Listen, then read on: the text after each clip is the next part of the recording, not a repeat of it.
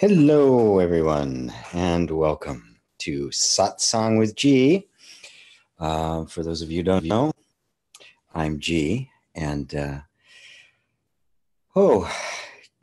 good to be back. I wasn't actually online there for a bit because I've been traveling a lot. I'm still in Seattle, but I think I'll be going back to New York next week. At any rate, please say hello. Tell me where you're from, and let me know. Hello, Remington, and let me know, where you are. And I'm so glad you're here. It is so nice to be back with you all, and I look forward to some really great questions and some great inquiry today. We have. There's so much going on in our world. There's so many things that are dragging our attention in a million different places, all sorts of different controversies and difficulties, that it's kind of, it could be a little bit intimidating of all of the things that are happening. So those of you that are choosing to spend an hour on your Sunday to engage with the deepest part of you, I really have to salute you and honor you for that. And it's not just, spending the time with me. I'm dispensable, right? I am quite dispensable. Believe me, if I disappeared from the planet, somebody else would show up to take my place, because this message of genuine non-dual inquiry, genuine inner exploration of your true nature is eternal. It is beyond any one individual happens to do it, or any 10 individuals who happen to be leading it. I'm just sitting in the front seat right now until such time as you sit in the front seat, or somebody else comes along who helps us with that. So hello, Chrissy from New Zealand, early in the morning out there. Remington, I don't know where you are, Remington, let me know. Zion's Hill, smile, hi there, where are you from? Maro Cyclist is from Holland. Remington says he's been doing the new inner reconciliation material. Very good. Malayuga from Slovenia. Judy, who is in Florida, in Tampa, Florida. Emiliano from Sweden. Barbara from Sandpoint, Idaho. Hi, Barbara. Good to see you again. Monica from Italy. Nice to see you, GP. Wonderful to have you here, Monica. Popcorn Mask in 84. What's up, GP? What's up? From Sweden. Barbara, also from, a lot of people from Sweden here today. Wonderful, wonderful, wonderful, wonderful. Georgia. Anne is in Georgia. Hi, everybody. As I was saying, I want to honor you for making this inquiry, but I always like to caution people. Spiritual inquiry is not for the faint of heart. This is not something you do simply because you're trying to improve yourself or improve your life. That happens as a consequence. But probably the biggest difference between genuine spiritual inquiry and self-help or personal development, even the spiritual practices that are more about personal development, the big difference is that in spirituality, it's not about improving the person. It's not about making you a better person. You become a better person. That happens because the more you know about who you actually are, the more that infiltrates the entire system, and you find that your actual nature is the nature of love itself. But to discover that for yourself requires a desire to know the truth, to experience genuine freedom more than simply the desire to improve your life. If it's just a desire to make things better, you're going to struggle with it. Why? Because if the only intention is to make your life better, you're always going to be judging your progress on how you're doing. And how many of you have had that experience, and you do some kind of self-help exercise and you're going, well, how did I do? Did I get better? Did things improve? And so there's always a measurement of our internal progress based on external circumstances. And while in genuine spiritual inquiry, the external circumstances inevitably change, they're not the criteria for self-assessment. Well, then what is the criteria for self-assessment? Well, I think the simplest, the most direct, is simply happiness. Are you more happy? Are you more content? Do things bother you less? Are you slower to react? These are all an indication that something deep inside is transforming. So it's not you're getting a particular result, but the normal habits and patterns of the conditioned responses in the nervous system are fading away. And what remains is what you truly are. And what you truly are is beyond description. Your nature is infinite. How do you describe the infinite? Anybody want to try?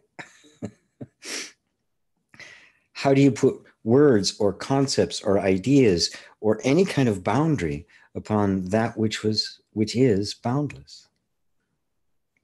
And that's your actual nature. But this needs to be discovered.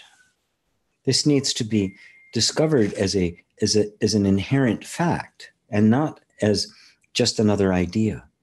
Even the deepest spiritual teachings, the teachings of Advaita Vedanta, can be grabbed by our logical minds and turned into yet another philosophy. Non-duality is not a philosophy. It is a direct perception of the nature of being. So how does one know? How do you know that what you're perceiving is actually the truth? Well, that's the beautiful thing about it. Who else could tell you? What better authority there is about the nature of your being than you?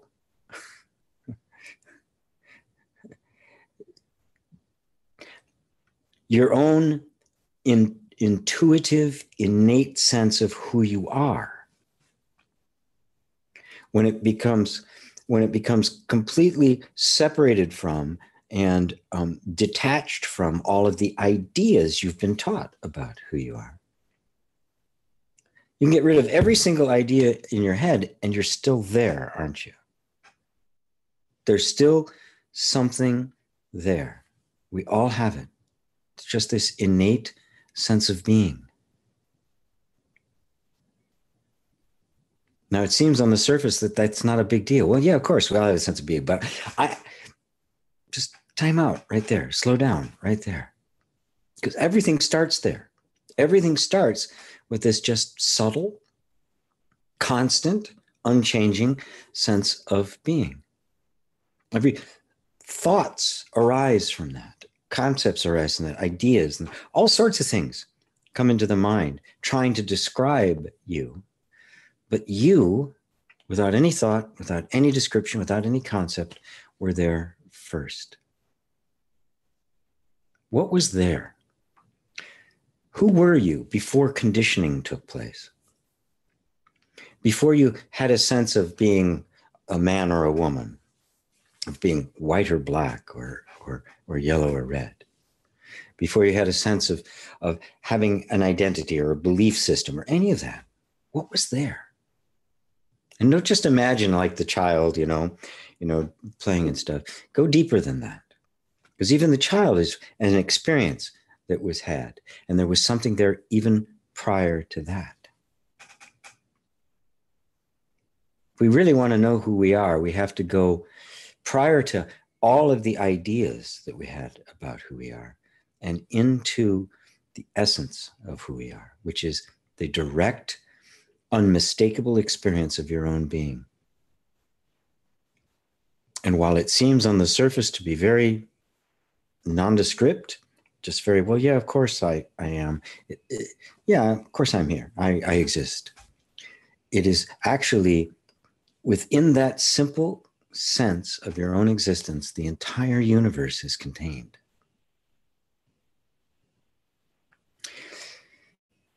Popcorn, Maskinen, popcorn machine in English. Thank you. That's a popcorn. That's a great YouTube name. Popey says, hello, GP. How are you today, Mr. Satsangs? I'm glad to be back here. Thank you, Popey. Monica from Italy asks, if everything in manifestation is my mind, GP, how can I go beyond mind to recognize and live pure consciousness? Oh, what a delightful question. What a wonderful question to hear. To go beyond the mind means to go beyond our dependence on thought for self-definition. That's all it means. When you look at the mind, all the mind is the flow of thoughts that we experience on a regular basis. The mind is not a thing. It is not it's not an entity that is generating thoughts. It's a word that designates the flow of thoughts. It's important to understand that the word mind is simply another thought, right? You know, I describe a car. I can say a car and you know what I'm talking about, but yet a car is made up of thousands of parts. None of which, by the way, none of those parts are a car. There's something about putting all those parts together that makes this thing that functions, but it's not a thing separate from all of those parts. Mind is the same thing. It's simply a word we use to designate the flow of thoughts. So how do you go beyond the mind? You go beyond perceiving yourself through thought. You go beyond defining yourself as in terms of thought. So look at all the ways in which you define yourself. I was born here. I'm going to die here. You know, I'm this gender. I'm this age. I'm this nationality. I'm this race. These are all thoughts about how we define ourselves. They're attributes of the body, but are they actually attributes of you? It's not hard to go beyond thought because you're there obviously prior to thought. And the simplest way to approach it is to simply look directly yourself. There's thought, and then there's the perceiving of thought. Thoughts are not self-existent. They don't think themselves. Thoughts are an experience that you have. When you're a little kid, you don't have thoughts. It's all just impressions and feelings and stuff running through. There are no thoughts. That is the way we normally think of thought, that this is a car and that's a tree and that's a window and this is a shirt. These are all thoughts, ideas, concepts that have been associated with objects for the purpose of language. And then language then has contained us. It's kind of locked us in this little world of definition. But you were there before any of that. And all of this is appearing on the screen, which you could call your mind. And yet you are watching it. You are seeing it. You are looking at it. Is the one looking at the mind itself the mind? The answer is clearly no. Anything I look at, by definition, is not myself. So whether it be a thought or a feeling or a sensation, which is the sum total of our experience, you are perceiving it. So the question, the pure non-dual inquiry is, who am I that is perceiving it? Clearly, I am perceiving it. I am the consciousness that perceives thought, feeling, and sensation. I am clearly that. So is that perceiver thought, feeling, or sensation? Or is it something else? Are you something beyond the mind? Remember, you don't go beyond the mind in the sense that you are the mind and you have to get out of it or get unstuck from it or something. You're always beyond the mind. You just have believed the mind's version of things, and so you don't think you are. You think you are contained within this body. You think you are limited by your senses. You think the destiny of the body is your destiny. And yet everything we know of is of the body is in fact perceived. It is simply you perceiving phenomena. Are you the phenomena? Or are you the nomina? We're looking for the ultimate subject here, aren't we? Instead of defining ourselves between the subject-object, we think of ourselves as an object. This object of mind, which is the way the Buddha referred to it, objects of mind is one of the 5 skandhas. An object in our minds that we now think is me. Who's looking at it? Now, in order to really do this exercise correctly, in order to really make this kind of direct inquiry, you have to see that you are not simply looking for another concept. You're not just looking for a different thought. Now you're going to have a non-dual thought about you, or you're going to have a spiritual thought. Even the thought that I'm pure awareness and I'm pure consciousness is just a thought. It's a better thought. It's a pointer in the right direction. But what I invite you is into the personal realization of it. All of the non-dual language points to the place beyond all language, beyond the mind, which is where you always are. So you take your attention off of the objects of mind in an attempt to perceive the perceiver, which of course can't be done because you're not two. You can't step aside from yourself and look at yourself. But in the effort to do so, you begin to what's the word? Kind of purge from yourself the ideas you've been holding about yourself. No idea of you is you. Does that help, Monica? Does that help you? You are pure consciousness. Right? To know that, and to actively engage in the process of not allowing yourself to succumb to the habit of identifying with an object of mind is how this begins to enter into your whole nervous system, take over your feelings, and then you live it. You find that that is the operating principle within the world. And that's how the pure consciousness that you are gets lived as an everyday fact. And isn't just another spiritual idea, because it isn't. It's the actual truth of your being. And this is important. It's important to know that the truth of your being is always the truth of your being. That's our grace. That's our savior. That's our way out of all of this. If we had to make it true, we'd all be screwed. You don't have to make it true. It is true, but it needs to be personally realized. It's a beautiful phrase, and the only place I've ever seen that phrase used in Buddhism is in the Lankavatara Sutra, where Buddha refers to the personal realization of Buddha knowledge. So while the truth is always true, never changing, eternal, unfluctuating, inviolate,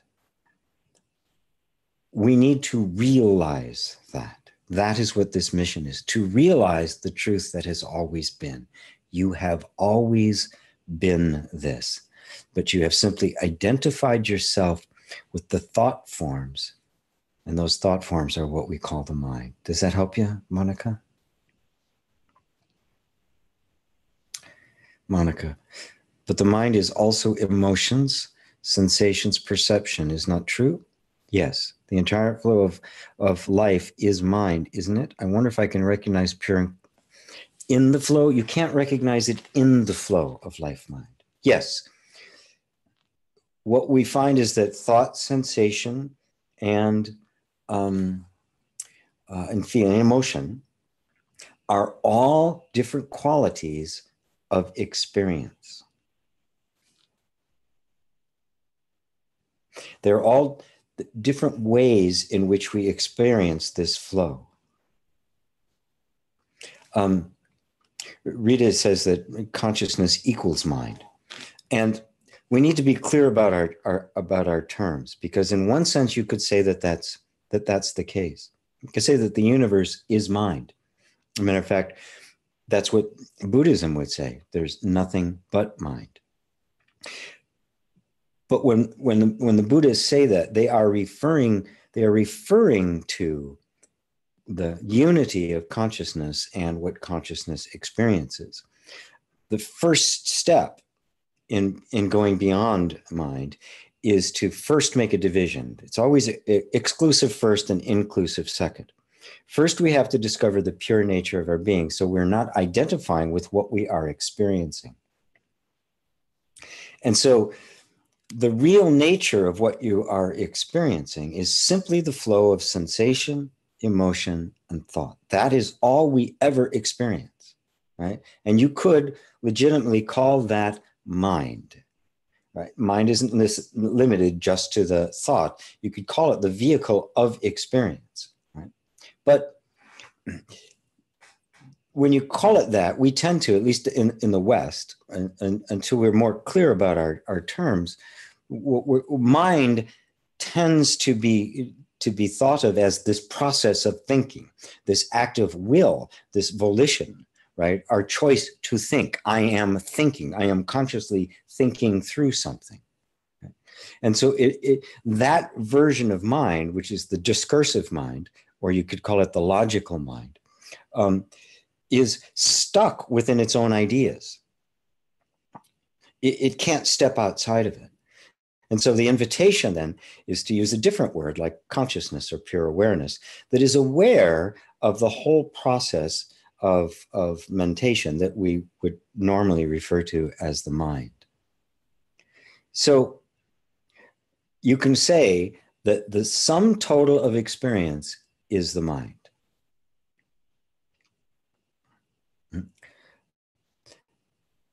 But what I always like to point people back to is all of this experience is going on, right? There's no doubt that I'm experiencing sensations, emotions, and thoughts. That's everybody has that experience. We don't need to discuss whether or not that's true or not or what it is. None of that matters. You are having experience, period.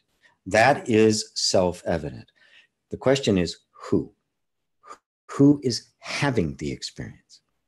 Are you nothing but a sensation, nothing but an emotion, or nothing but a thought? Look at sensations, look at feelings, look at thoughts. They don't exist on their own. They need some medium, something to perceive them. And so that something that is perceiving them is beyond them. You're already beyond them because you are perceiving them. Now take away all identification with them and simply identify yourself as whatever it is that is perceiving them. We don't even need to put the word like mind or consciousness on it. Right? Whatever's hearing my words right now, right? I always like to point out this microphone over here that's picking up my voice is not hearing my words. There's no consciousness there. The internet that's, it's taking this image and the sound and it's pumping it through wires and going all over the show, shows up on your machine sitting over there, is not hearing a single thing I say. The air that is carrying the vibrations to your ears is not hearing me. The ear isn't hearing me. The little eardrum vibrating and all of the synapses that are firing, all the stuff that's going on in the brain, none of that is hearing me. It's all inanimate. There's no consciousness there. But you are hearing me. You are hearing these words. Don't put a name on it. Don't call it consciousness. Don't call it word. Don't call it anything, right? Look at the actual reality itself. There's experience and there's you experience. Whatever that is, that's you. Whatever that is, that's you. And that's the question we want to ask. Because it's perceiving everything else. It is beyond everything that it perceives. So we ask the question, well, what is that? And because it is beyond all thought, emotion, and sensation, we can't define it in terms of thought, emotion, or sensation. We cannot define it in terms of the content of our experience. So we'll have to look somewhere else to know what it is. And of course, what is this it? I mean, is this it something other than you? There's somebody else in there that's hearing? It's you that's hearing my words. So whatever that is, it's you. That is the reality of you. And I just point your attention there. Away from the content, away from all perception, to the perceiver, the self-evident perceiver, the one you know intimately. Who is that? Now, don't answer that question with a thought. Just sit with it. Who am I? Who is this that is perceiving everything else? And then just let that unfold in itself and as itself. Take a quick look back here.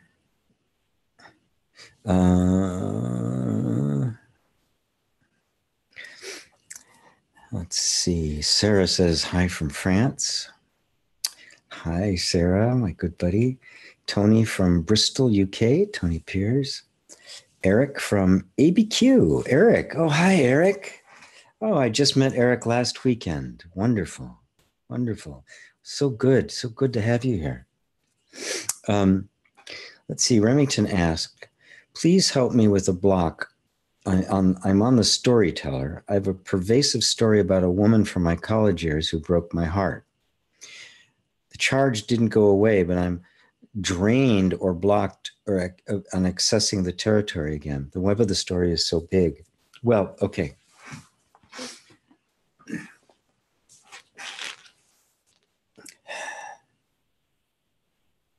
Put your attention not on the story about it, but just on the feeling. If you bring this woman to mind, what feeling runs through your body? You can all do this about anything that's bothering you. The clarity we get to that allows us to truly release our attachments and release past traumas is to see that the story about the experience is not the experience. When an experience is experienced purely as it is, we find that the energy system has no problem processing it, doing what it needs to do, reorganizing itself, and releasing the energy. It is only when we have a story about it that keeps it in place. Is there a story about, well, that was the love of my life, I'm never going to have another woman like that, you know, which is like, you know, all sorts of pop and country and Western songs. Right? When you're doing the inner reconciliation stuff and you get on a subject like I spend a lot of time on the storyteller mind, don't try to use that as a tool for analyzing your experience. Just experience. And you'll find that the story about your experience is not the same as the experience, but it's the story that perpetuates our suffering. It's the story that makes it seem like it's a bigger deal than it actually is. So you say, like your comment, the web of the story is so big. Well, Who said it's so big? That idea that the web of the story is so big is part of the story. It's not true. It's not big at all. There was an event that took place. In that moment, you had an emotional trauma with it. It couldn't process in that moment. And so a story got created to try to compensate for all of that. And that story now is perpetuating it. Just let go of the story. It is just a story. You say, I have a pervasive story about a woman from college years who broke my heart. Okay, so there was a woman during college. She broke your heart. That happened. Right? That's all that happened. Now just feel that. Nothing more, nothing extra. Just feel that. And notice the feeling of it is very direct. It's very much in the body. And it doesn't need a story. A broken heart is always, what we wanted, we didn't get. That's it. That's the sum total of it. I'm not demeaning it because it hurts. I know it hurts. I've had my heart broken enough times to know it hurts. But that's what the essence is. We get attached to something and then we can't have it. But this is the nature of life. It is impermanent by nature. Nothing you have, you're going to be able to hold on to. So completely embrace the loss. And what I mean by that is simply completely allow yourself to feel the full impact of the loss without any kind of story to reframe it or try to buffer it. Just feel it.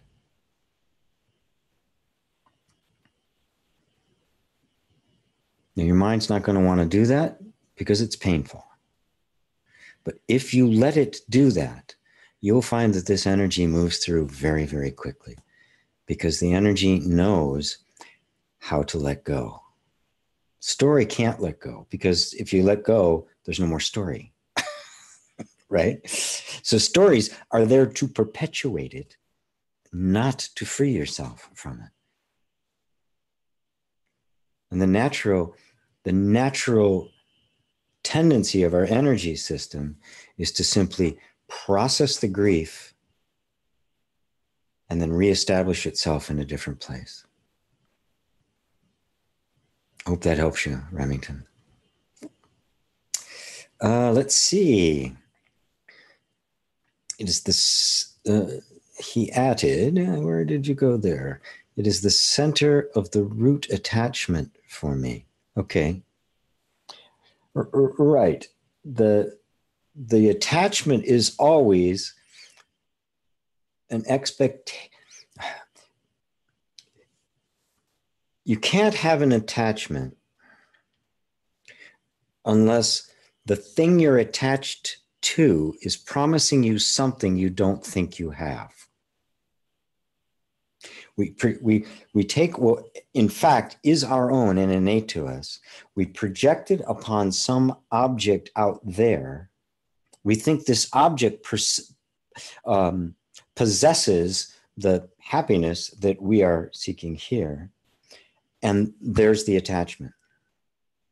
The thing is, it does not possess what it is that you are trying to get from it. It's why in Buddhism, Buddha made it very clear that the attachment, the problem with desire was not just desire, it was the desire for something that doesn't exist, a desire that cannot possibly be fulfilled. Looking to someone or something for happiness is a desire that cannot be fulfilled because it doesn't exist there. And the projecting of happiness outward is, in fact, the illusion from which we all suffer.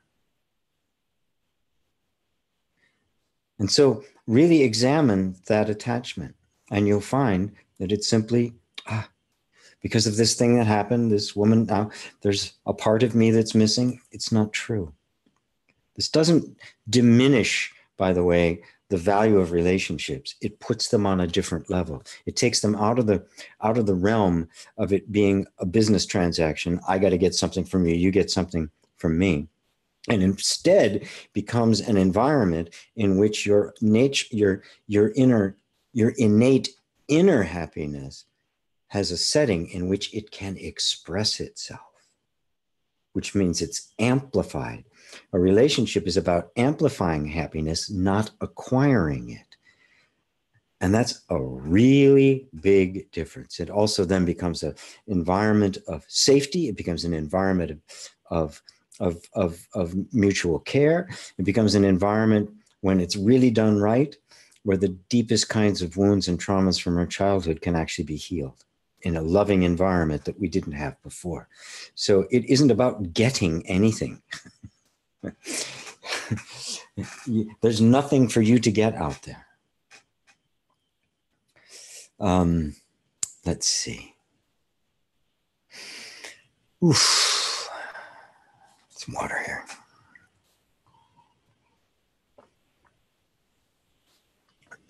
Monica says, thank you very much, GP. I will listen again to your answer, but for the moment, it surely helps. Good. Yeah, let that sink in. It is, I mean, you've asked the question that is the depth of the essence of the non-dual inquiry, and that is, who am I? Separate from thought, my experience, which is thought, sensation, and emotion. Who am I? Because I am not a thought. I'm not an emotion, and I'm not a sensation. Those are all experienced by me. Well, then who am I? And don't settle for what the world says it is. Believe me, when you stumble, when you get it, you will know you got it. You will not need to ask me. You'll tell me. Shanika, hello, Shanika. I know it's not fair for my children, so how can I balance my life? Who told you it's not fair for your children?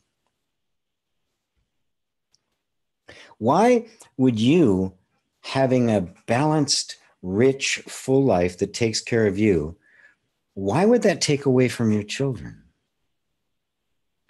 This is one of the horrible things parents that get laid on parents. Do you want to teach your children how to have a balance and richness and intimacy in their lives? Well, how do you think you're going to do it if you don't have it yourself? All you're going to do is teach them how to not have balance, how to not have richness. You must do it for yourself. And of course, they're part of that richness. There's this idea that somehow if I take care of me, I won't take care of them. Like you're going to become this, this self-indulgent hedonist that just completely ignores your children's need, and they don't have shoes and they don't eat and they're all dirty. You're never going to do that because you love them. They're part of the richness. But there's also that tendency that you're always supposed to be taking care of them, which is just a cultural thing that's been laid upon us, especially upon women, by the way, even more than men, way more than men. That somehow, you're supposed to be just never about you. It's always about them. And then you wonder why you feel drained and uninterested and even sometimes unloving. It's because there's no energy being fed to you. Whatever it is you want your children to see, you must be. You can't be nothing but sacrificing for them and never taking care of yourself. They'll do the same thing. That's what'll happen. That's what they'll learn to be. And I know that's not what you want for them. Be what it is you want them to be.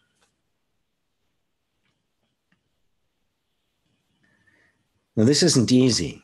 Learning how to reclaim ourselves from the cultural pressure to always sacrifice yourself for others, for your children, for your husband, or for whatever. It does not serve our own interest, does not serve our highest interest. It does not serve relationship. It does not serve intimacy. There's no intimacy in it because you're not there. right? You need to be present as you with your needs and your loves, and everybody needs to kind of work together for the common good. And that it does not serve anyone. Boy, I can't emphasize that enough. It does not serve you to not be alive, to not be loving your life. And that might mean, especially in the beginning, that you're going to take some stuff away that you had given away before that you shouldn't have given away. And you may even have created a system where all of a sudden people are going, hey, you can't do that. I need you to do this. This is what you're supposed to be doing. And that's when you're going to say, well, no, I'm not doing that anymore. And sometimes it's even your kids who get really used to you just putting them first all the time. And when you start taking that back, there could be a little pushback, right? Don't worry about it. It is the best for everyone concerned. Nobody loses when you genuinely take care of your own heart. Nobody loses in that. They only lose when you don't. And I just reiterate it, whatever it is that however it is you want your children to be, you be. They will follow your example. Ib Jacobson, what's the difference between consciousness and awareness? Well, it really just depends on who you talk to. Remember, they're just words, right? So some people would make a distinction between consciousness and awareness. Nisargadatta did, and it's an important distinction between the absolute awareness and the consciousness that is everyday life. We're not trying to make permanent, absolute definitions of words here, because we're just pointing to something, right? Consciousness, I will often use consciousness and awareness synonymously. When I use any of those, all I'm referring to is whatever it is right now that's hearing my words. That's all I'm referring to. I call that consciousness, as opposed to the things that I'm actually experiencing, which are the phenomena or experience, thought, sensation, and emotion, which are the qualities of what are experienced. But that which is experiencing them, that which is actually hearing my words, as opposed to the microphone over there, which is not hearing me, it's just doing stuff. That which is actually hearing me is consciousness. That is awareness, if you like to use the phrase. So beyond that, we can make different distinctions. We can talk about the consciousness of something, or we can talk about pure awareness. But I always just want to point you back to the actual experience itself. And the pure experience, the pure perceiving. I will also use the word perceiving and knowing, the knowingness, right? You can use that in synonymously with awareness. The fact that you are aware. That has, what am I looking for here? Think of the pure awareness or pure consciousness. It's like the eye, your eye. Your eye does not filter anything out. If the light hits it, it gets in. It has no opinions about what gets in. It can let in the grossest scene you could possibly imagine or the most heavenly. It is completely without preference. It's undiscriminating. It's unbiased. It just lets it in. Awareness is like that. It does not say, I don't like that. Because if you could say, I don't like that, it means it's already in. Awareness has already let it in. So it's this pure perceiving with no preference, no judgment, no agenda, nothing. Pure perceiving. We all experience it. Now, once something is perceived, the various kinds of conditioned responses happen. I judge, I don't like that. This is good. This is bad. This should be happening. This shouldn't be happening. This is like that. It gets associated with memory. Entire range of things. All of that, too, is being perceived by whatever this pure awareness or pure consciousness is. But I know enough about what it is because I know that I'm that, because it's me that is aware. So everything is happening in front of this. So that awareness or consciousness is what I am. Now, if I start trying to think about, then what am I then? I might make a bunch of thoughts about what that is. That's where you have to draw the line, because you can't. No thought is going to be able to capture it, because every thought appears in it. Every thought appears within this awareness.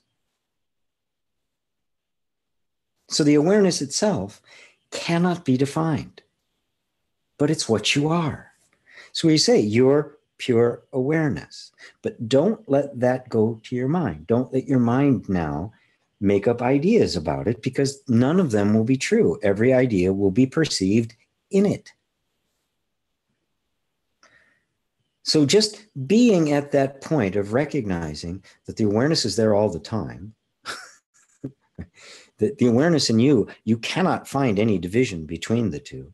Because if there was, there'd be you, and then you'd be looking at the awareness, in which case I say, well, then what are you? But so you are that awareness. Everything else appears to it. And so nothing else is going to tell you who you are. Just put your attention there. That's it. That's all you have to do. That's the doorway to the ultimate realization that that awareness is your very being. And it's formless, it's infinite, it's eternal. It has no beginning, it has no end. It has no dimensions, it has no gender, it has no beliefs, it has no opinions, it has no preferences. It is pure awareness. Does that help you, Ib? So it's most important to go there. So if somebody calls that consciousness, fine. We now know what we're talking about. If somebody wants to make a distinction between consciousness as the activity of the mind, fine. All of that is still being perceived at this place of awareness. That's what's most important. Know this, right? Then the words, we can interchange them. We can make them mean whatever we want, because that's all words are anywhere. Anyway. How is that for you? Mark, was that Mark? Where did it go? Ib. Oop, more stuff popping up here all the time.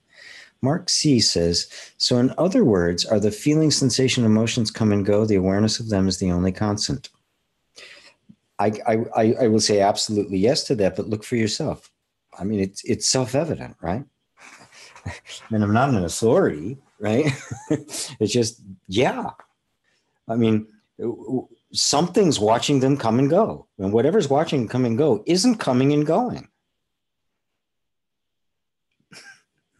Every thought, poof, thoughts are really ephemeral. I mean, they barely last a moment, right? Emotions may last a little bit longer. Sensations, a little bit longer, right? Sometimes they're very fast, like that, right? Oh, there was, and now it's gone. Something watches it come, something watches it stay for a while, and then something watches it go. That is a constant. And because it's constant, because you can't detect any change in it, it cannot be perceived. It is not something that can be seen, because a thing is something that comes, is here for a moment, and goes. All objects, whether it be a gross object, like this glass that's going to have a certain amount of duration to it, or it's a totally ephemeral object, like an object of mind, like a thought. But, you know, you leave this glass around long enough, 1,000 years from now, it's going to be gone. The water will have evaporated, and eventually the glass will break down. Everything breaks down. Everything. So somewhere between, if all humans were to disappear, somewhere between 500,000 years and 1,000,000 years, every evidence of our existence would be gone. All of it, including even nuclear stuff. You know, I mean, it takes that 500,000 years to like break down. Within 1,000,000 years, there'd be no evidence of even of that. So everything, whether it be on a long scale or a short scale, comes and goes. And the only evidence of anything that doesn't come and go is our awareness of them. Now, to me, that's self-evident. And I want it to be self-evident to you. So you're asking me the question, the awareness of them is the only constant, question mark. You tell me, look for yourself. Look, see. Does the awareness come and go? No, it doesn't. It's amazing, isn't it? It's the one thing in all life that does not come and go. Now, if I am looking for perpetual, unchanging happiness that doesn't come and go, where's the best place to look? To all the things that come and go, or to the one thing that doesn't?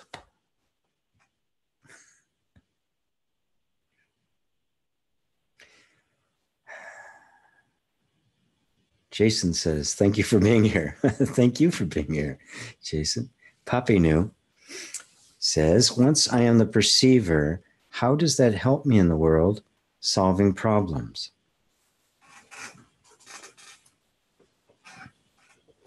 All problems arise from identification with form. If I am not identified with the form, there are no problems. Problems are created by the mind. If you are the perceiver of the mind, you are not your mind. The mind says this circumstance shouldn't have happened, therefore it's a problem. It's totally made up. There's no truth in that. Who said it was a problem? Who said it shouldn't be happening? You see, the mind isn't, the problems are an illusion of the mind. I have this mindset that says things are supposed to go like this. If they don't go like this, it's a problem. Now, I could actually just look at it and go, well, if they don't go like that, it's because that's the way they were meant to go. And my belief that they're supposed to go a different way is the problem, not the fact that they went the way they went. Of course they went that way. And they should have gone that way. How do I know that things are happening the way they were supposed to? Because they're happening. I have a disagreement with the way things are going. And so I think, oh, there's this problem I have to solve. There are no problems. The problems are an invention of the mind that has limited itself. It has defined itself very narrow, and it wants the world to conform to its view. That's the ego. Where's the problem?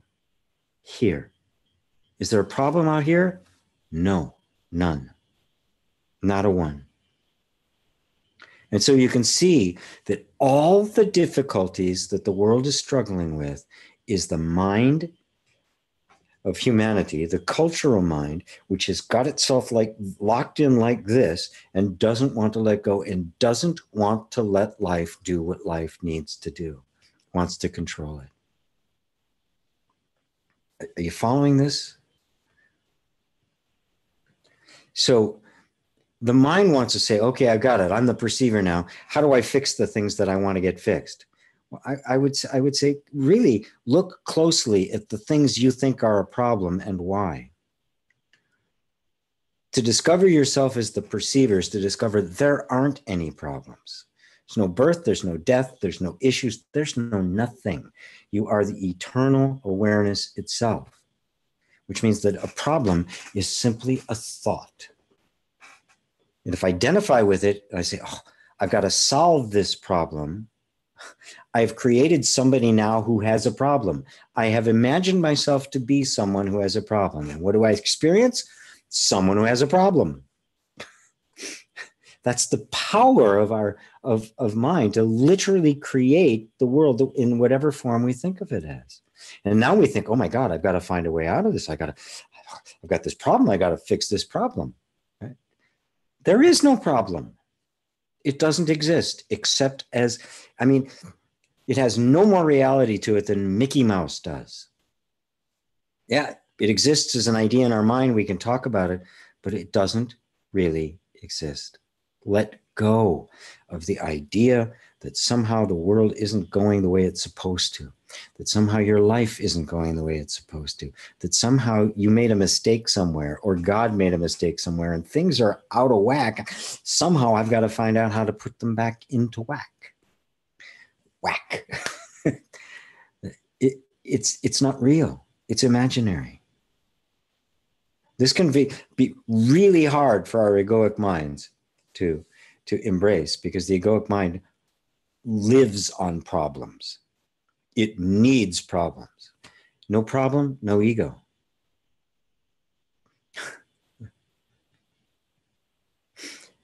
So, Poppy knew.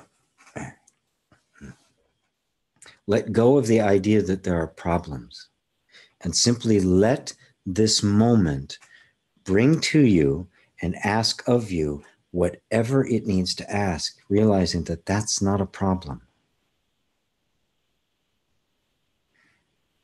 Does that help you?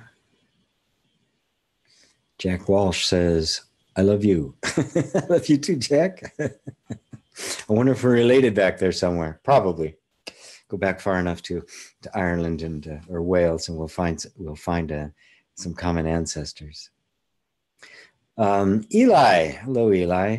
What do you do when you let life flow, but it isn't going the way my egoic desires, preferences want it to play out? It will come to a way that my ego wants if I just wait, or will. What happens? No attachment. Yeah, that is the version of spirituality that's gotten a lot of press and a lot of people are engaged. Oh, if I just let go of my ego, then I'm going to get all my ego wants. No. When you begin to let life flow, it means you are no longer assessing it based on your own wants. You don't know what you want.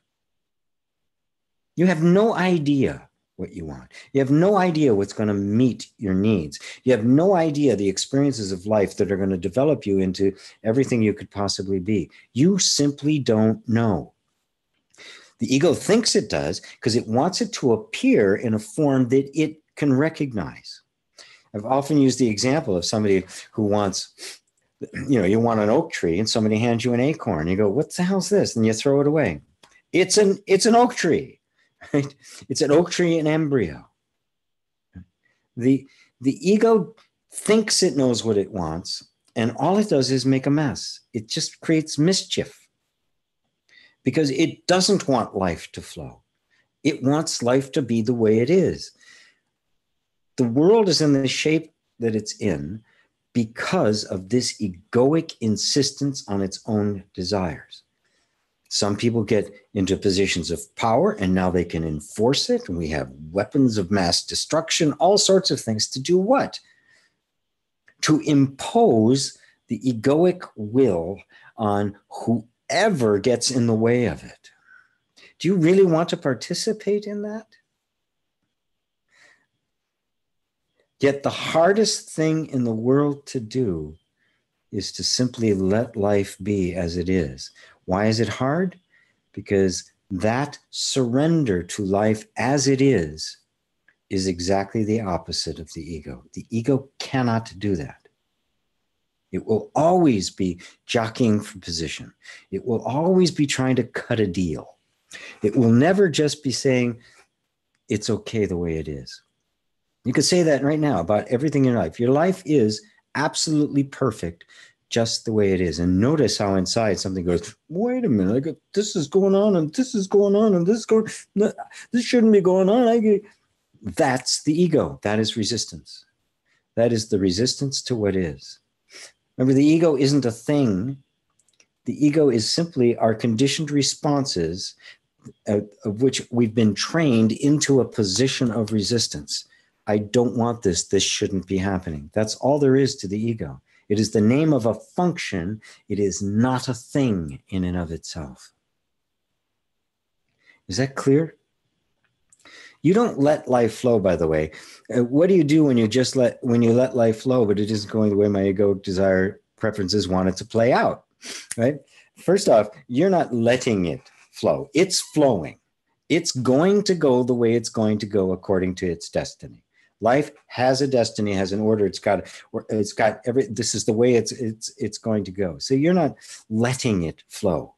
You're allowing yourself to acknowledge that it's flowing whether you like it or not. and you completely release the illusion of control. Your egoic desire does nothing but create suffering because it puts itself in conflict with life. And the only time you think things are okay is if, perchance, for some wild chance, life just happens to flow in the way that your ego thinks it's okay. And oh man, my luck has changed. It's happening now. This is great. The law of attraction. I've attracted all these great things in my life. It's going to be smooth sailing from now on. And then a few weeks later, it's like, wait a minute. It's supposed to be going this way. It's going to go the way that it's supposed to go. If you have an argument with life, you're wrong. Simple as that. But the ego we're very tied to wanting control because at the root of it is our fear of death, our fear of being destroyed, our fear of being humiliated, and all of those are the egoic mind trying to protect the sense of identity of me as if I was separate from life. And that really is at the heart of it. We think of life as flowing, and then there's you are life. You are flowing. You're part of that flow. You are integral to the flow. You couldn't separate itself if you wanted to. So the egoic mind is an illusion. It is a delusion. It exists in the imagination. Your self-image is no more real than a cartoon character. It seems to have content and history and all of this sort of stuff, but we could sit here and talk about Bugs Bunny or Luke Skywalker and talk about them as if they were real, and there's nobody there. The sense of separation is an image of yourself as if it was separate from life, and we believe that image to actually be who we are. Believing it makes us act it out and then interpret life as being somehow contradictory to it. It's the entire thing is a joke. It's a cosmic joke.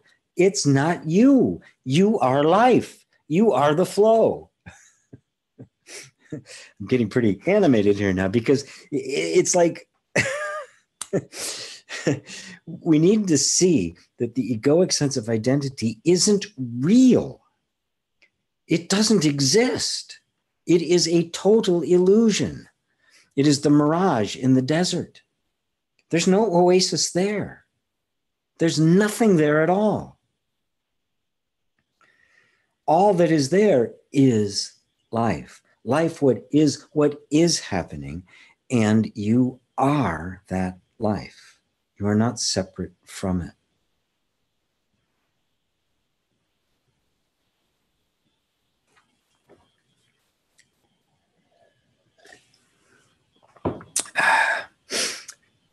Puppy News says, whoops, missing some things here. The women have had in my life, I no longer miss. I just miss the energy I experienced when being with them. That's good. I like the energy. I like the energy, not them. I create the energy. Energy is forever. People are fleeting. That's true. I want to spend a minute with this,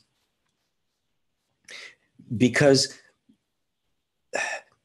when we see that there's no happiness in people, places, things, or any of that, we can then kind of devalue the people as if they're not important. It's just the energy. But it's not true. Every individual has a unique manifestation of the ultimate energy. It's like saying that I know about Mozart. I don't even know about any of his music. You can't separate the two. The experience of the energy is the experience of the individual. Now, the individual, that energy is shifting and changing form, and it may come and go. But you would not know that you missed the energy you experienced had you not experienced it. And it showed up in that form in such a way that would invoke in you the experience of love and intimacy and closeness and all of that. And yes, the forms are fleeting, but they're not unimportant. I always want to drive that point home, because there's a tendency in a lot of spiritual traditions to like, oh, the people aren't important. It's just the energy, my spirit, my own place. And, you sit in a cave and you're alone forever. That's not it. That's not it. Right? The people are important, right?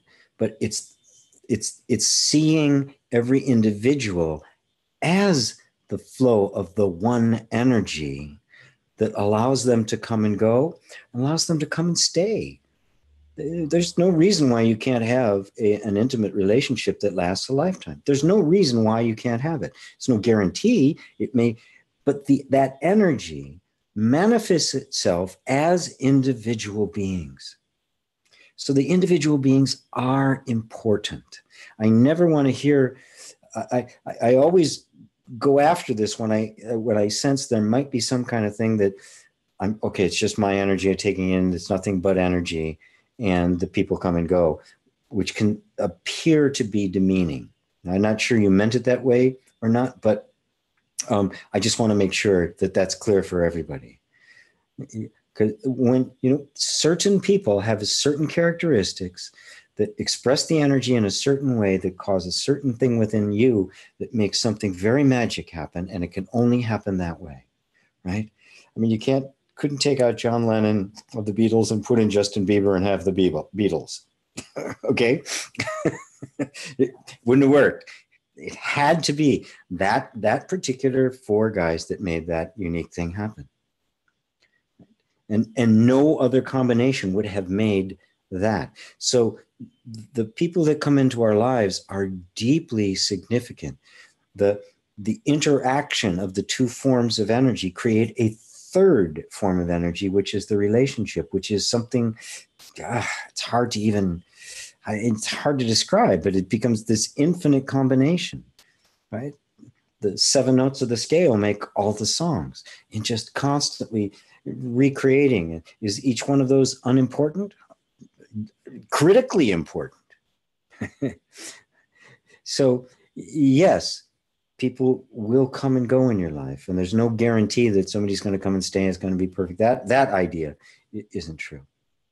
But at the same time, everybody that does come into your life has a huge contribution to make. And some of those can be very, very intimate and persistent. So,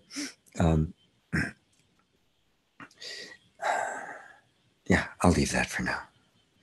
Liz Love says, but if there is a desire to wish to take a trip just to be in nature is something I would love, this might not bring total happiness, but it would be fun to do for a moment. Well, yes, of course it will. And here's the distinction I want to make. You're not doing it to get happiness. You're doing it to experience the happiness. Where's the happiness being experienced? Well, right here, right? It's being experienced by you. And yeah, I much prefer to be walking through a forest than down a city street. That's my preference. But I can find happiness walking down a city street. But there's no reason, I love to go off of places where it's quiet, right? And in fact, it's easier for many people, not for me anymore, but it's easier for people to meditate in a quiet environment than in a noisy city. But yeah, of course, there's this tendency of all or nothing in spirituality, and it's not. It's both. It's the unity of the inner happiness and the expression of happiness. What I point out is that the happiness is innate and expresses itself in your life, right? It isn't in your life. You don't have it, and you have to go places in your life to get it. That's the only distinction. Everything else stays the same, okay? It means relationships, absolutely valuable, wonderful, great, doing stuff, going on trips, having fun experiences, whatever those experiences might be, are all an expression of it. The only problem is that when you see yourself separate from it and seeking it in it, you've created a separation that doesn't really exist except in the mind. And that's the entire separation that genuine spirituality wants to mend. That is the rift that genuine non-dual spirituality mends. It makes heaven and earth one. But it does it in a way of showing where the substance of it is and where the expression of it is. And we've got it mixed up. We think the expression of it is the substance, and now I have to get this experience in order to be happy. If that's the case, you'll only be happy walking around in nature, and if you're somewhere else and you can't be in nature, you're not happy. Be happy in all places, and you'll find the happiness expressing it. But that doesn't diminish the fact that you have a preference for being in the quiet. So do I. Right? Is that clear, Liz? Because it's very important what you have to say, but it's really important to understand the substance, the reality of the thing, and the expression of the thing, and that where the reality lies is within you. But that reality is meaningless unless it's expressed. I always use the example of music and the song. Music is the reality. It exists in all of us. But if there's no song, it's never known, right? Right? And there's an infinite array or an infinite variety of songs that can be sung. They all have the same essence, the same reality. So just because the reality is internal and completely completely unmanifested, does that mean we should never have songs? Exactly the opposite. It means there'll be an infinite number of songs, infinite amount of nature, infinite amount of opportunities for rediscovering the infinite dimensions to this simple, essential substance that is our very being. Hope that answers it for you. Puppy New says, there's nothing to get out there. You already have it all. Profound, yes. And again, to make the distinction, you do already have it all. Recognizing that you have it all opens the door for it to express itself in concrete form in your life. That's how the unmanifest becomes manifest. And now we see the manifest not as the possessor of the essential qualities, but as the manifestation of the essential qualities. There's the distinction. And now human life and the unmanifest divine life are one. Every object you see is a manifestation of that one, and doesn't possess any qualities in and of itself any more than the moonlight is actually the moon's light. The moon emits no light. It reflects the light of the sun. Everything you experience is a reflection of that one, and you are that one. Eric says, yes, that is profound. Thank you, Eric. Eric, hanging on to stories is not self-serving. Right on. No, it isn't, because the story is not true. The story was made up by the mind in a moment of trauma in order to compensate, to protect, to be able to deal with something that at the moment you couldn't deal with. And it just stuck around. So that's all there is to the story. So it's not like, hey, man, get out of your story. It's not punitive. It's not a pejorative. It's just recognizing that this is how the nervous system works. This is how it's learned to operate. And it's effective. But as consciousness develops, we have the potential for stepping out of the story and into the reality. We can even see how the story got created and why. And that at the essence of it was this incredible protective energy, this protective mechanism that is still operating. And thank God it is. So we don't walk off of buildings and stuff. It's still in operation. We're just bringing consciousness to it. We're bringing consciousness to the way life naturally functions. That's not, we're not making life anything different than what it actually is. We're just beginning to see it for what it really is. And it is profoundly miraculous. Remington says, thanks, GP. Thank you, Remington. Popey, I get a heart.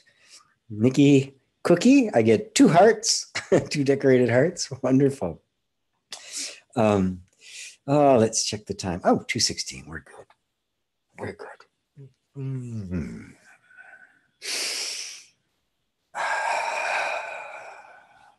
Just taking a minute here to just kind of soak you guys all up.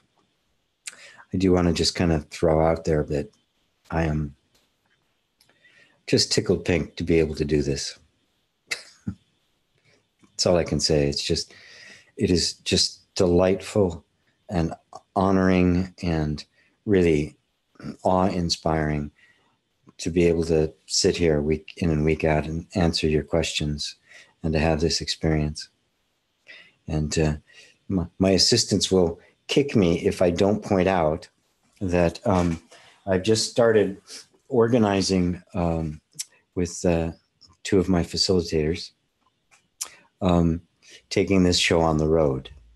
We're going to be, if you're not signed up on my mailing list, please get on my mailing list. You can go to gpwalsh.com/SWG, SWG for Satsang with G.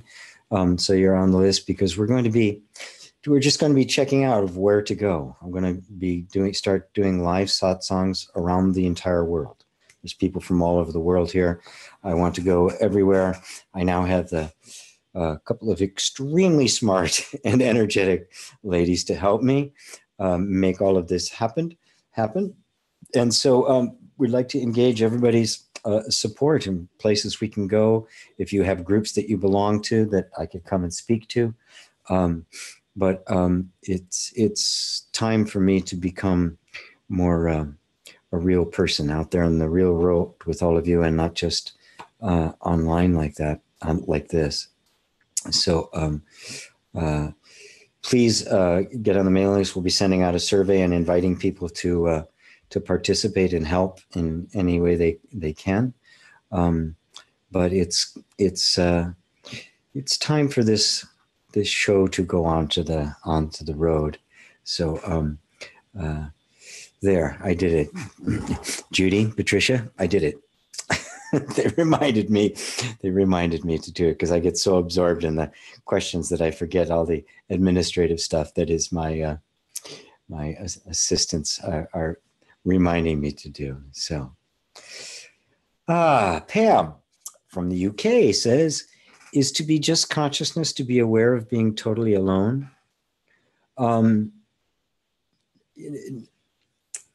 Yes and no, as always. You're alone with all the rest of the universe. It means to be one with everything is what it means. You find that the substance of everything is consciousness and that you are consciousness. And so you and I are the same substance.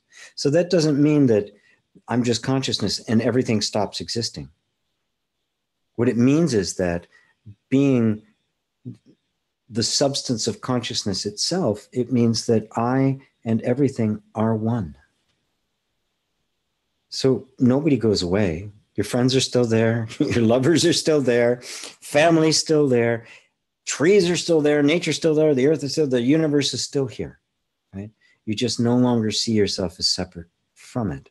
And therefore, you are alone in that there is only one, and you are not alone because everything is one. The one is many. The one is infinite manifestation. It is not one and there's nothing else. It is not a numeric one. It is simply the emptiness that unifies everything as the same substance. Does that answer your question, Pam? Papinu, once I know I'm awareness, what does that buy me? Freedom, eternity, perpetual peace, perpetual happiness, freedom from all problems, freedom from fear, freedom from self-doubt, freedom from worry, freedom from self-concern, infinite love, infinite capacity for expression. Not a bad deal. And it doesn't cost you anything. Well, it costs you everything, actually. If you're thinking, how am I going to use this for my personal life? That is the ego. The ego wants to take everything to make the world go the way it thinks it should.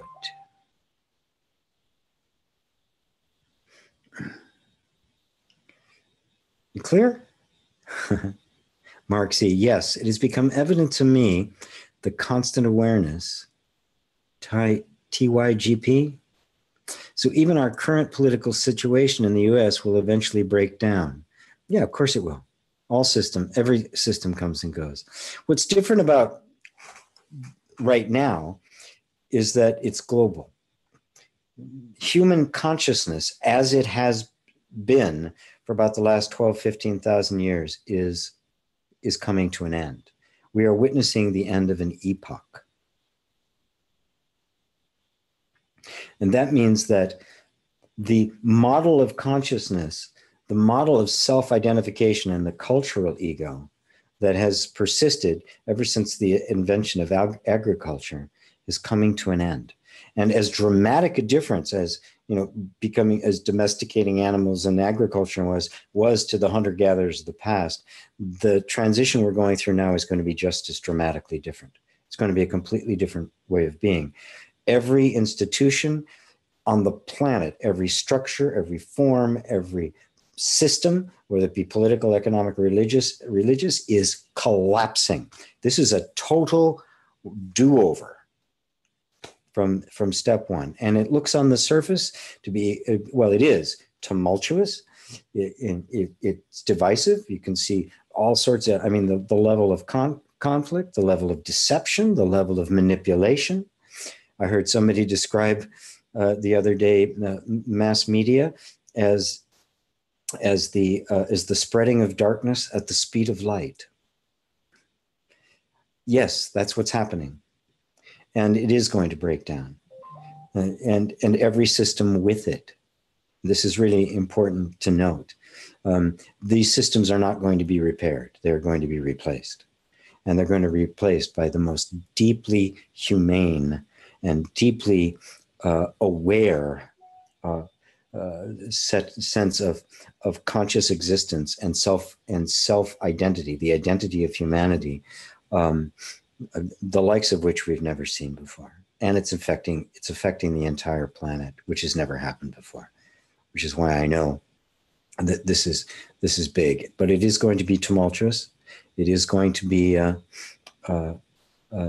It's not going to appear as if it's going to work out okay in the end, but it's going to. It is. That is its destiny.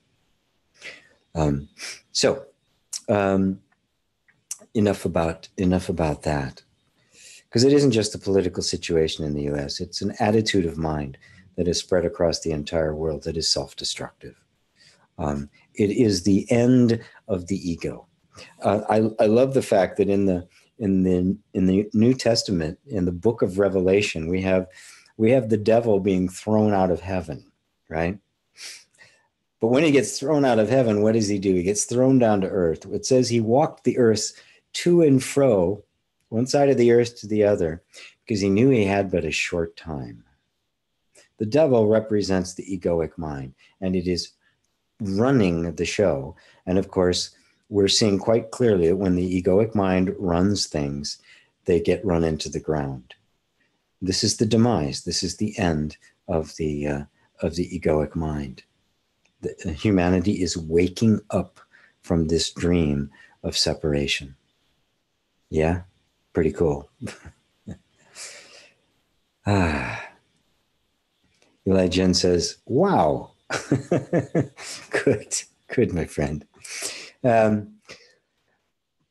Grunderende. I hope I said it. Grundelgende.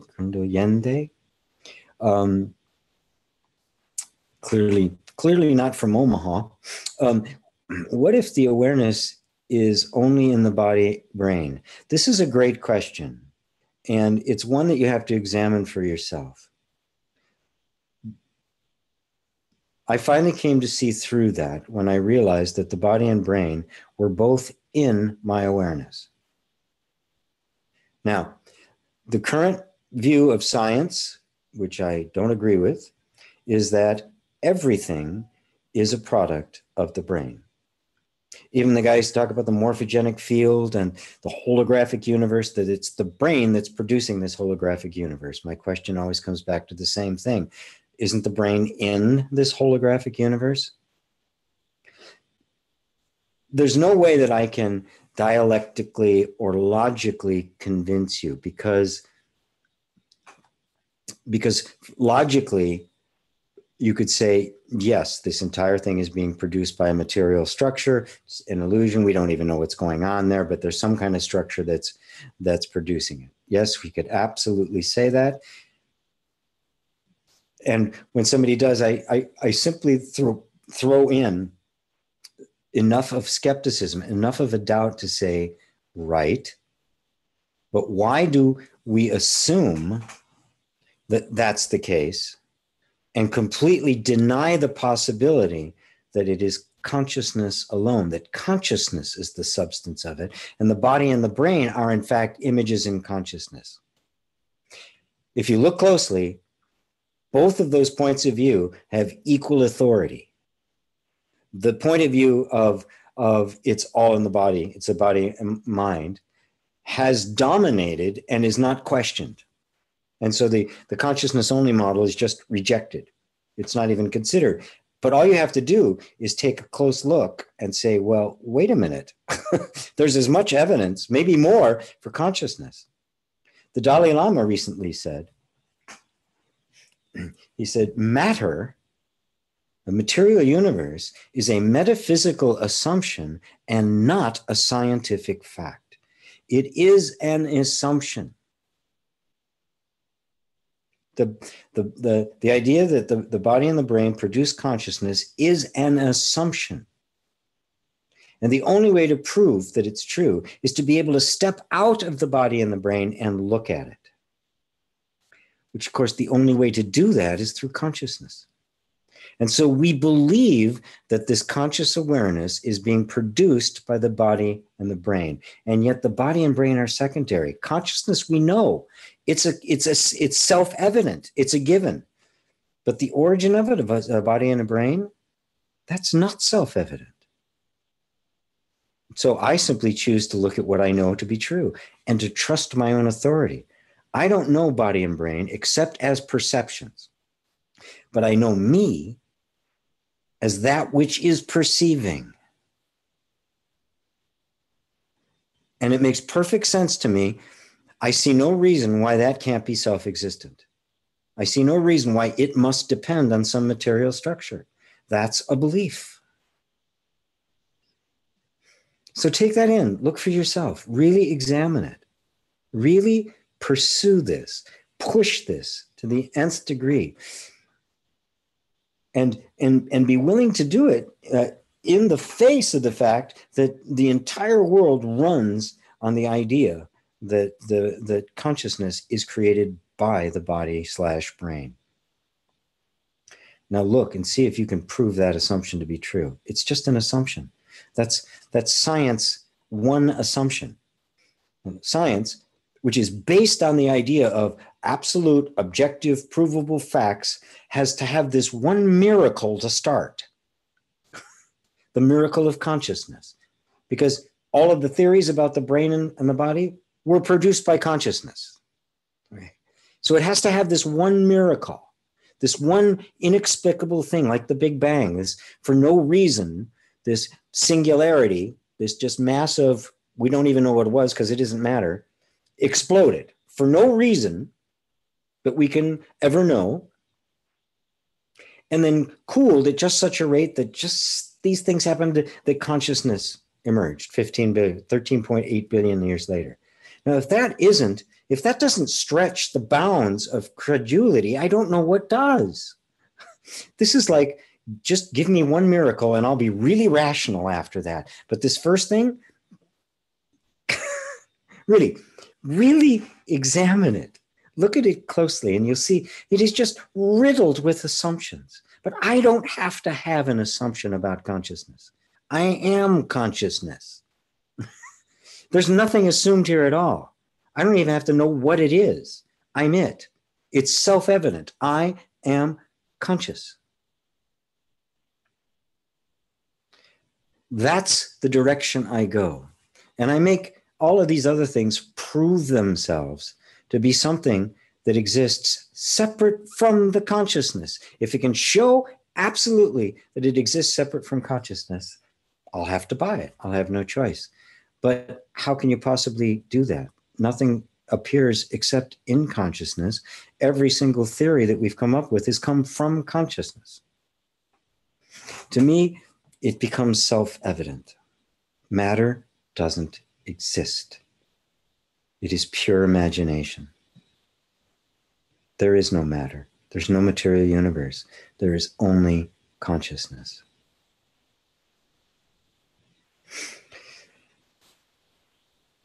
Toby Piers, do you ever reflect on the change in nature of the one perceiving when you're tired or drunk?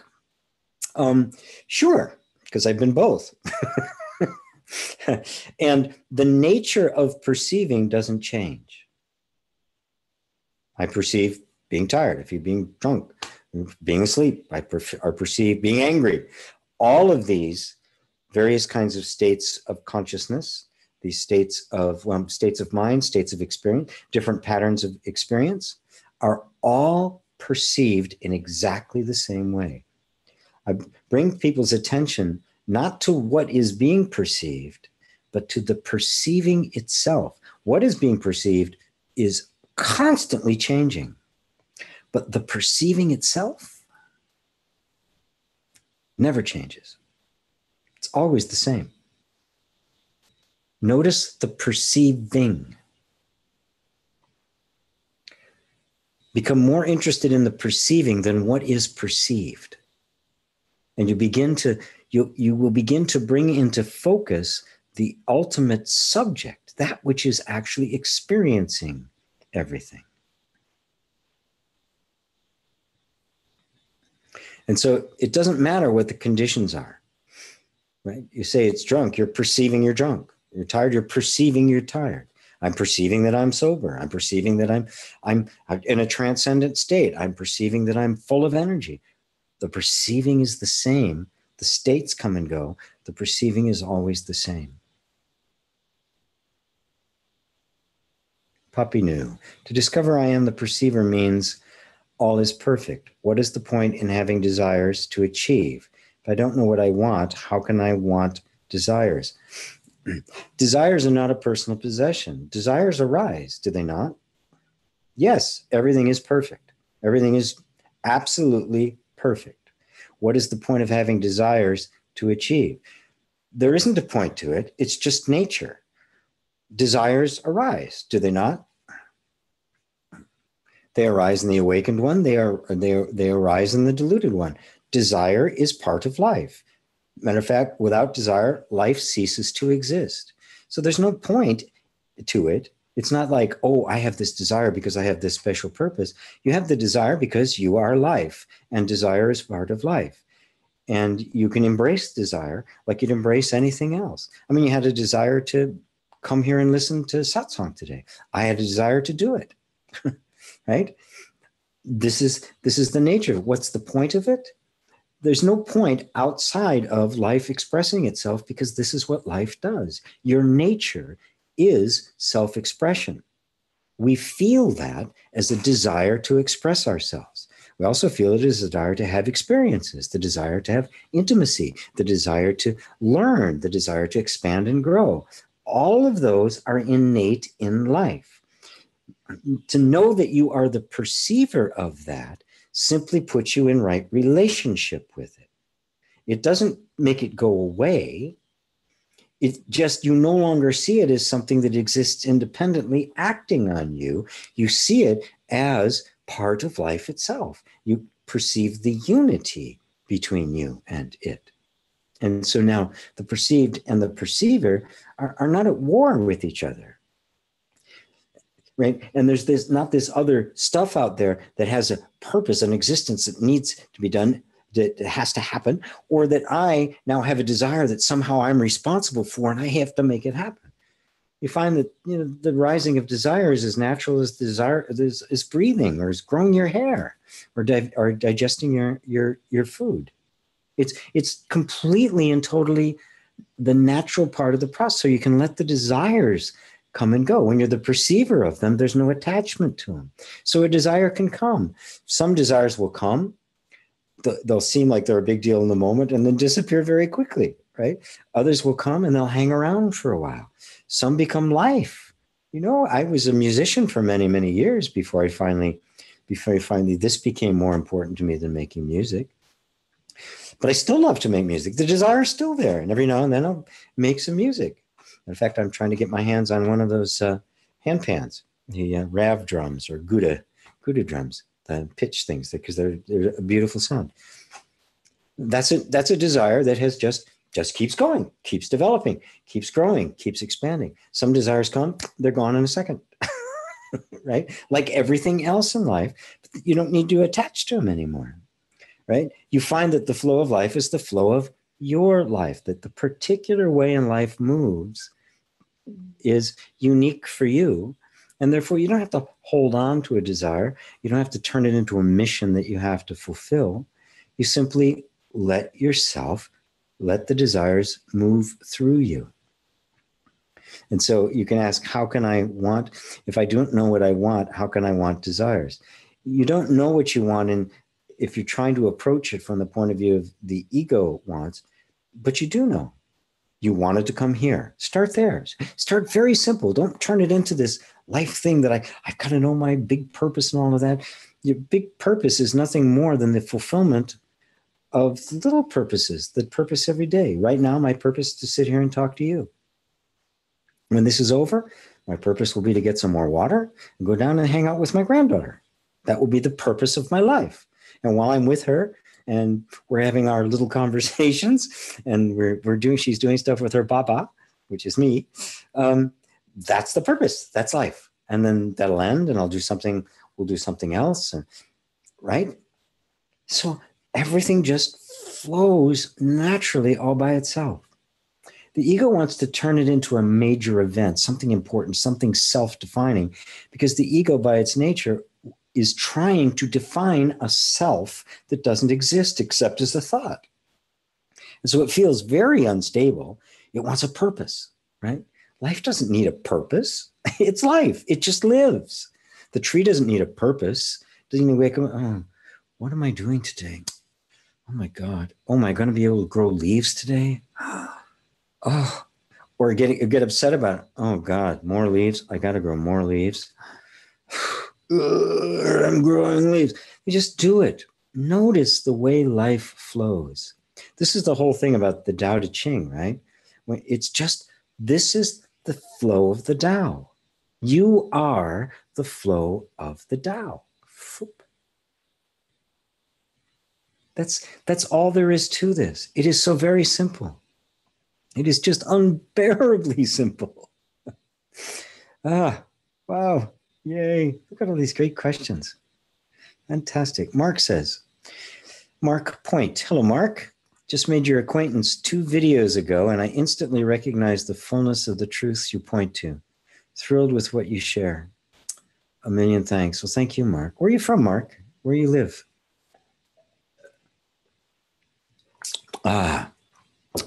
Mark C says the satsangs are so nourishing, aren't they? Yeah, they are. For me too. for me too. And this is kind of going back to the other point I was making about both the essence and the expression of it. Imagine, the truth is the true. is the truth. I mean, it's true whether we think it's true or not, but isn't it wonderful when it gets expressed? Right? When we experience it as a satsang, or maybe we experience this at a really deep, close relationship with a friend or a lover or a family member or even a business partner or something. Whenever we feel, we get to experience it, and it amplifies the reality of it. And so, yeah, satsangs are nourishing because we're communing with our true selves. Winter's Night. Seeing a lot of really beautiful new names and faces here. And thank you. I'm so glad to have you here. It says, is the ego not also life? Yes, it is. It is a natural occurrence of life. The problem isn't the ego or the sense of identity. When you see the ego for what it really is, you see it as simply patterns of thought and reaction. And patterns of thought and reaction are innocent in and of themselves. They're just the way the nervous system was trained. When we identify with them and say, that is who I am, we feel the constriction. We feel the little prison that is created by believing that these patterns of thought and reaction, our conditioning, is who we are. You could say that when I believe that that is who I am, the ego gets created.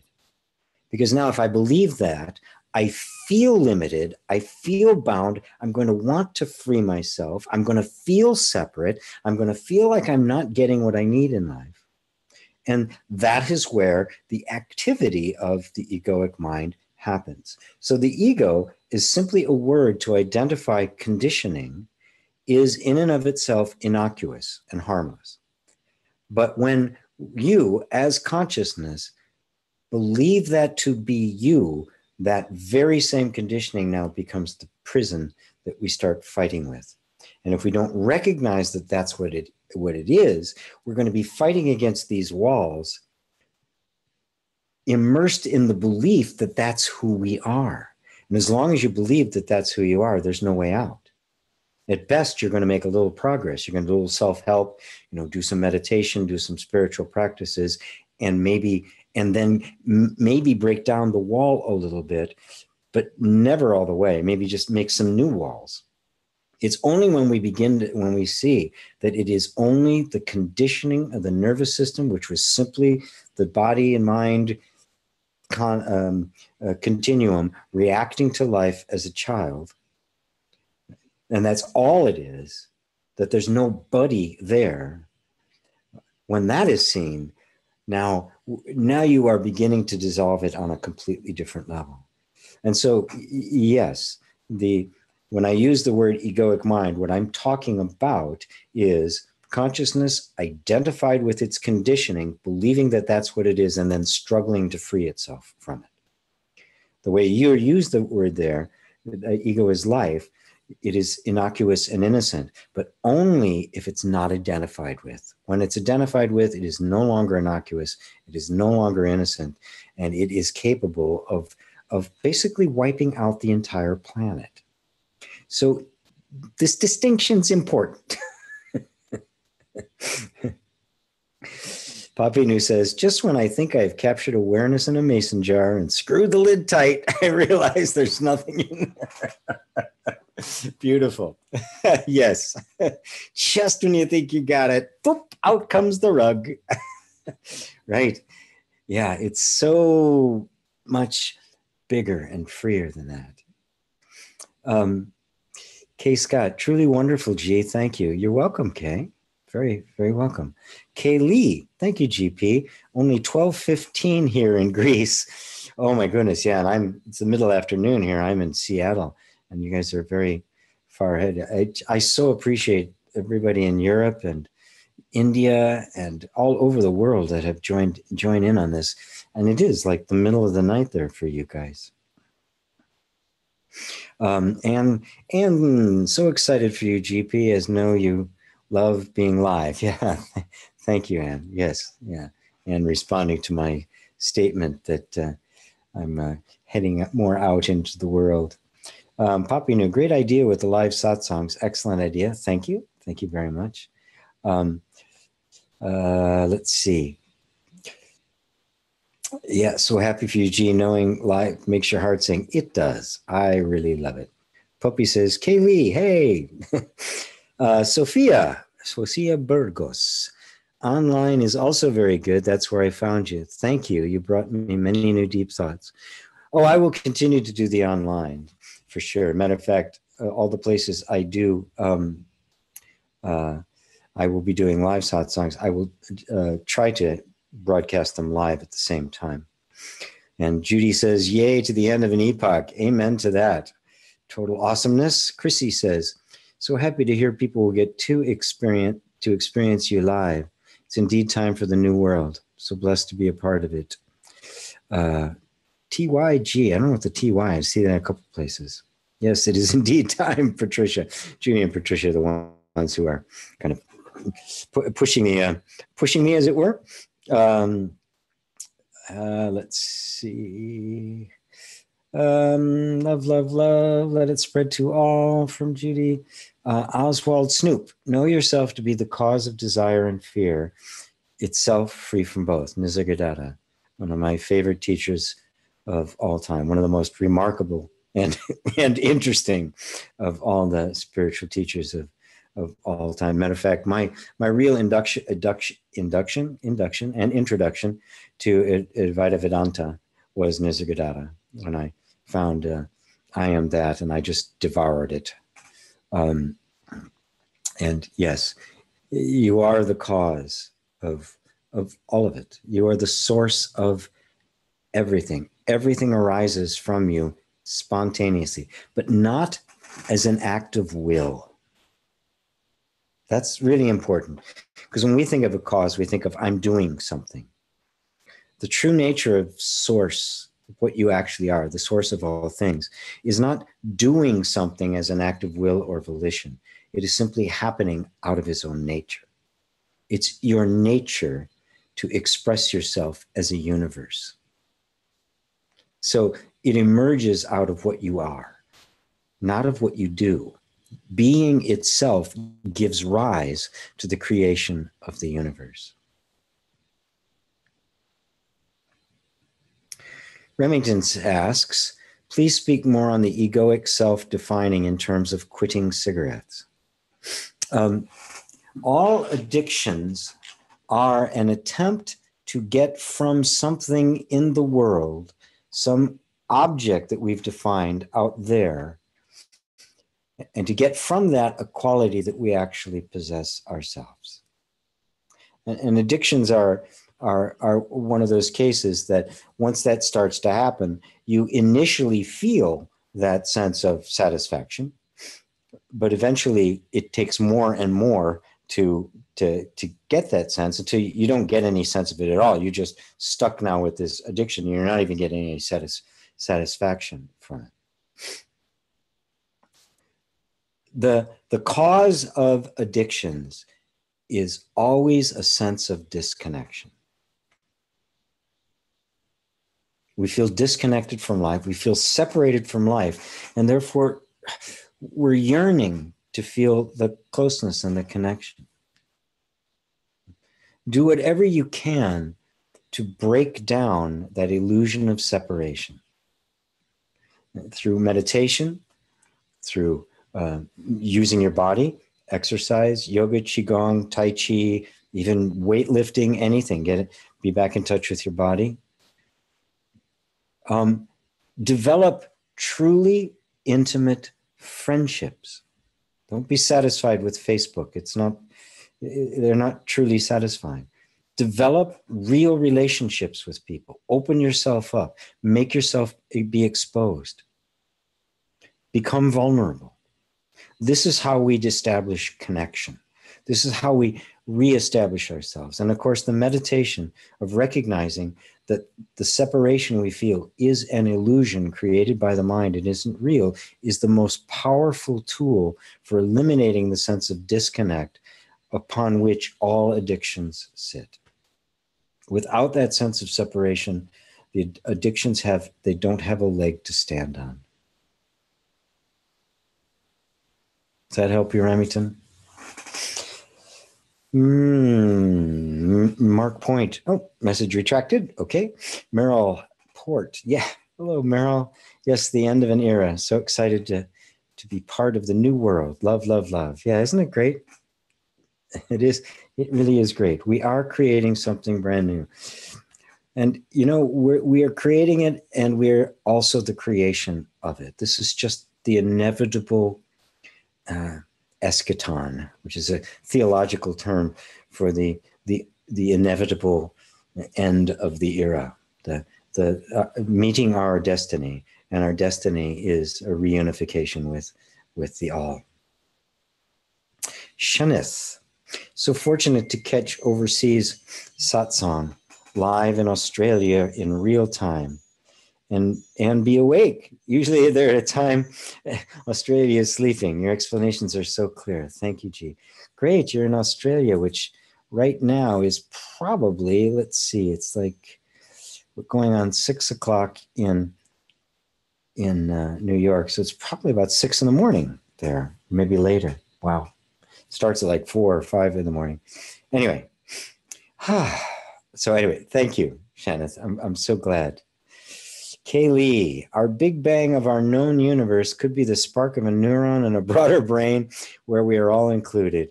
We can be the mirror inside the mirror endlessly and eternally. Beautifully, very poetic. Yes. Yeah.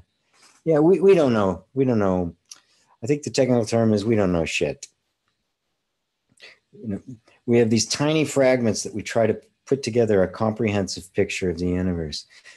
The universe is and always will be a mystery, as are you. And by mystery, I don't mean this, you know, esoteric knowledge or something that is, you know, the great unknown. I'm talking about the unknowable. Infinity cannot be known. We talk about it like, oh yeah, infinity, it's infinite.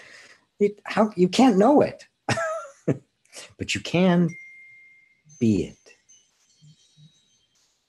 Do you understand? We know through being. Conceptual knowledge, the logical mind, wants to put everything into a box, make thoughts, make ideas, make concepts, in order to kind of package it into something manageable and small. But you don't need that. Yes, it's useful.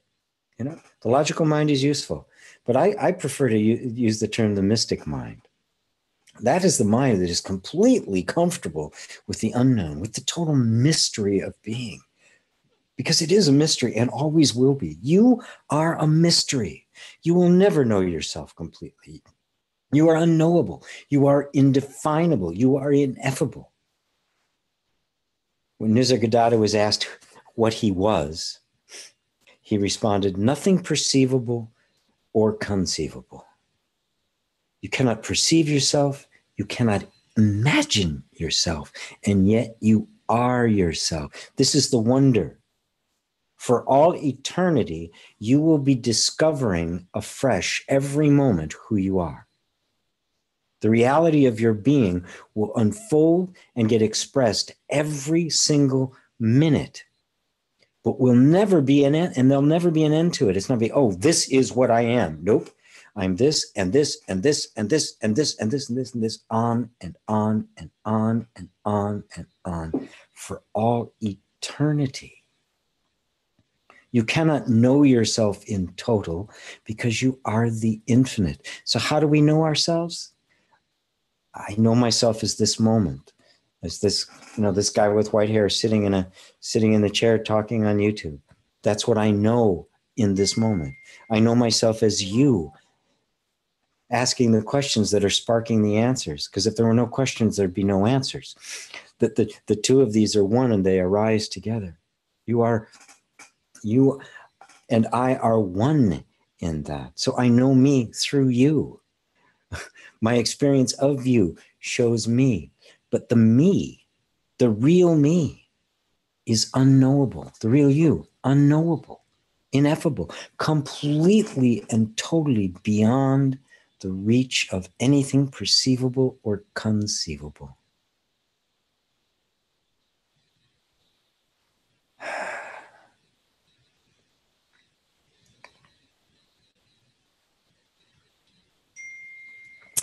I think I'd like to